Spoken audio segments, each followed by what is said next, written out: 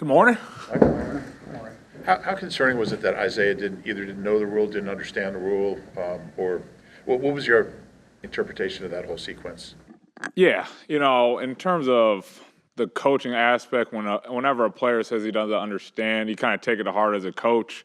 From his aspect, I view it in two different ways. I know he started it by saying he's been playing the gunner a lot in this league, and if he's talking from the gunner's perspective, he's 1,000% correct. You can push the defender into the returner without cause of penalty. Where I probably failed him and the team is I didn't differentiate when we do talk gunner work and vice work what we want, obviously. And if he has confusion on that, it falls on me as a coach of not being able to explain it correctly where he understands. From a gunner aspect, 1,000% correct. You could push a vice player into the returner. From a vice standpoint or a jammer standpoint, however you want to call it, we never want to put our own player in a disadvantage by throwing somebody into Cooper in terms of that. So, again, it falls on me to be able to articulate to him the big difference if there's any misconception on what the rules and the understandings were. So, And now, was he in there because Cooper was in for Britain? He started in the New Orleans game as well on the outside. Okay. And, we've got good enough personnel where we can. It was hot out there. You don't want to overuse some guys that are playing a lot on offense, defense. That's why special teams is an important phase for us. So, again, and Isaiah's been doing this for a while in this league, so it's just one of those things where just can't happen. 2 weeks in a row, it's kind of snowballed where special teams has kind of affected it in a bad way. But I think the cool thing about the NFL, you have the Keeley incident, you have the Isaiah incident, they come back and they have a huge play on that field goal block. What happened on that Keeley incident when he just plowed into Cooper there? It's one tough when you are the vice guy and you're just trying to block for the returner as hard as possible. And you can see 32 slipped, then Keeley blocking him goes head over heels, and he's kind of a little bit out of control, doesn't see Coop, and they run into him. And I think we've talked about it at least yesterday, and I try to do a better job as a coach, in those situations, the communication from Coop or myself on the sideline. Again, in a stadium where you could probably yell and people hear you, a poison call, they get out the way, so we just don't run into each other at the end of the half like that. But again, for myself as a coach, I got to be able to communicate, and calm things down. Coop's first time being a punt return, you're trying to make something as calm as possible for him. But again, I thought Coop did actually a good job of tracking the ball. Kind of a different punter that they put in there. Jay Camarda was the starter. Then they brought up Trenton Gill. And again, just the learning curve of him seeing, hang time to punt. I can't get a return here. Let me fair catch and just kind of be able to control the ball for the offense. From Cooper's perspective, he mentioned that he has to kind of wave for the fair catch earlier. Do you agree with that? And what are the rules with that when it comes to returning a punt? Yeah, again, it comes to if this is a rocket punt, a 60-yard punt at 4-0, you're going to have plenty of time before the Gunners get there. But, just seeing how the ball was flying, it was 32 yards, 38 yards, 37 yards at a 4-3 hang time.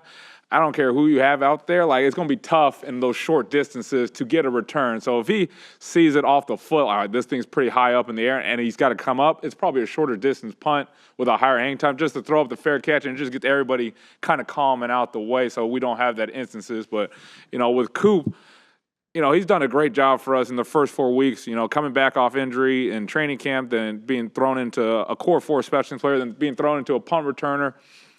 He really doesn't, he doesn't feel like it's too big of a moment for him. The block extra point from a positive standpoint, what'd you like from that? What did Isaiah do well with Keeley? I think it all starts, if you look 2 field goals ahead of it, Tristan McCullum jumped through that, what do you call it, the D gap in between the wing and the end. So it actually gave a little bit of an advantage to us. Okay, Tristan got through clean. That wing probably has to spend a little bit more time trying to block Tristan. And Isaiah, who's done it for a while, said, hey, I saw something off the holder that I can go and get one.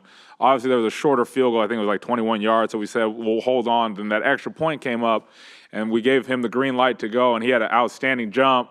He cleared it pretty well, got it through. Then I thought it was pretty impressive for Keeley to go from a full speed, clear his feet, pick it up, then still stay in bounds, and, kind of help us build a little momentum going in, changing that from a 3-score game to a 2-score game. So, again, them able to bounce back from 2 plays they probably want back as a team to come in and help out the team. You can't be more impressed and those 2 guys coming back to play. How close was Isaiah to getting that next one? It looked like he was. He was pretty close again. I think he slipped just at the end when he was trying to turn the corner, but he has a knack. And, now we got to be able to understand people are going to go on a hard count, go on silent, go quick. But he was extremely close. And, a lot of the times the big guys on the interior, they get a lot of credit because they do get some good push. Now that we have a couple guys on the outside, it just helps for us on a field goal block team that we can change the game, whether it's a block field goal or a block extra point. What were the conversations like with Cooper after the game, given that that's his first time in a full-time role there, and it was kind of a hairy situation on the field of this? Yeah, you're just trying to, give him the comfort and, the support that, that we got him, going out there first game, rookie, like I said, there's going to be some growing pains, but we can't have that happen regardless. But just to keep his confidence up, you never want a guy back there that's kind of second-guessing himself or second-guessing what we're trying to do. Just the confidence building, going into the bye week, get his body right, come back, new, kind of a new season, one-game season, go after it and try to have another opportunity to build upon what happened in Tampa Bay in a positive light. I saw you after the Keeley one. You went over and kind of put your arm around him there. Was it concern about his health in that spot, or was it kind of discussing with him what just happened? No, it's always, first of all, you want to always discuss the player's health out there. Take a shot, and, Keeley's no small cat. To take a shot, your head up, and, get hit, make sure he's okay more than anything else. Then, just to, give him that sense of confidence again. We'll need you back out there. Again, that's on me with the communication towards him and to Keeley. Like, hey, that's on me. Don't think about that. Wash it. We'll go in a half. We'll come back and clean it up. And, he never batted an eye. He was ready to go back out there. And, again, he didn't have the opportunity. He had the fair catch because the ball went 37 yards. But it's one of those things for myself as a coach that I've kind of learned throughout the years is there's no point in snowballing it by yelling or something like that. You got to get these guys controlled, get their confidence back up, know that we got faith in them just so they're able to go and put a positive foot forward.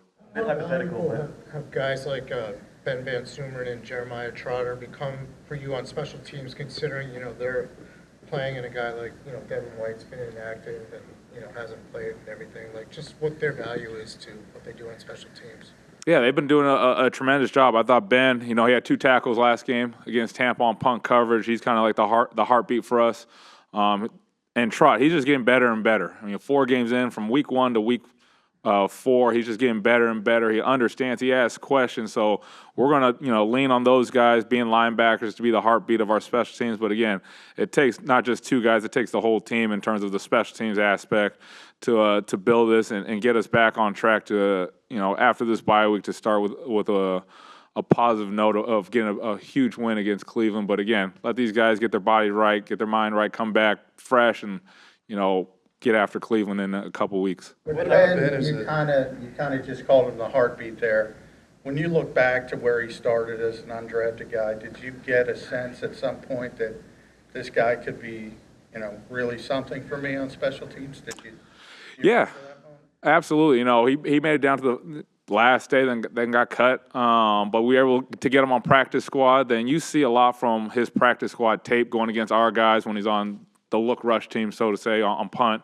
And just, his movement, it's hard to find a guy that could run like he can and is physical. Then when he had the opportunity to come in, he jumped in the Dallas game here at home, put him in a new spot, and he did well there. Then being able to play a few more games, make some big plays. He made his first tackle against Kansas City. I think it's that confidence factor, again, that I can do it in this NFL. And he's really taken his level. And he meets with Tyler Brown, I believe, every Friday or Saturday and watch 6 to 7 plays of the opposing team are good plays from around the league. So he's a student of the game. And, he always asks questions, what are we doing here? Why are we doing this? So it's always a pleasure when you have a guy like that on your special teams unit. Do a couple more. What about Ben's athleticism makes him an asset offensively? And did the conversation to get him in the backfield happen before or after in training camp when y'all had him, get a reception there? Yeah, Ben's an athlete. I coach 4th down. When it comes first, second, and third down, you guys Kellen. But anytime you can help out the team, I guess the more you can do in the NFL. Outside looking in, it looks like Devin White would be a good special teams player. He's athletic. Why isn't he playing special teams?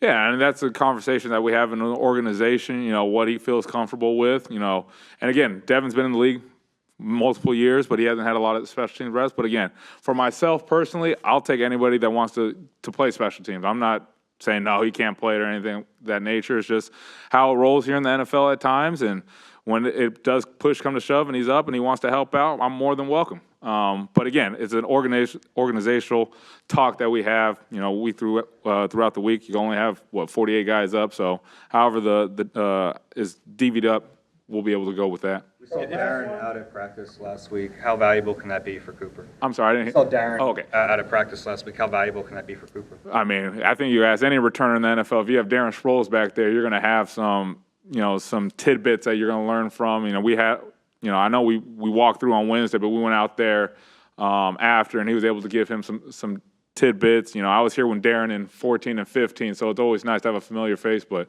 anything that Darren, has for us, we take notes and we try to relay to the guys if we can't talk to them personally. But having Darren around is awesome. All right. Thanks.